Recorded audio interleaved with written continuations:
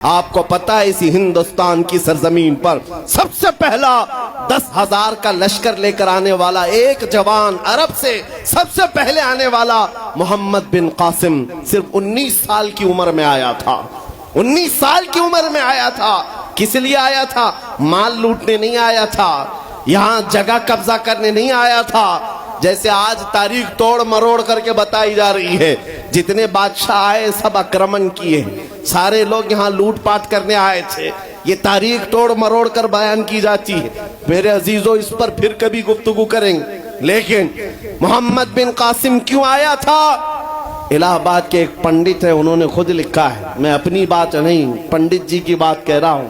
اس وقت حالات ایسے ہو گئے تھے کہ چند عورتیں، مسلمان عورتیں جو سری لنکا کی سرزمین سے حج کے لیے جا رہی تھی، اس وقت راجہ دابر سنگھ اس کے کچھ گنڈوں نے ان عورتوں کو پکڑ لیا، ان کی عزت لوٹی، ان کا مال لوٹا، ان کو قیدی بنایا۔ ان عورتوں نے اس وقت پکار کر کہا تھا کہ کوئی ہے جو ہماری عزت بچائے گا؟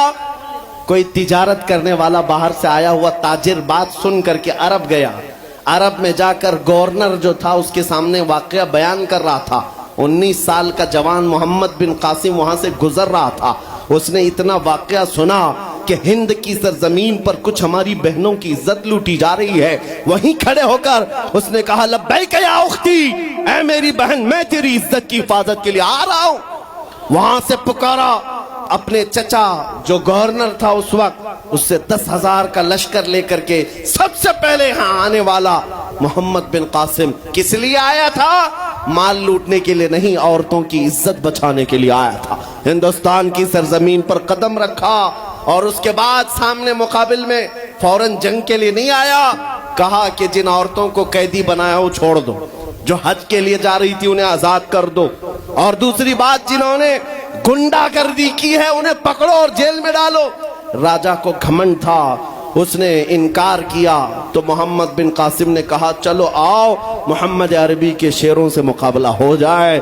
3 دن کا مقابلہ ہوا تھا، نہ راجہ بچا نہ باجا بچا، سارے ہزارے ادھر سے ادھر ہو گئے اور محمد بن قاسم کا پرچم لہرایا۔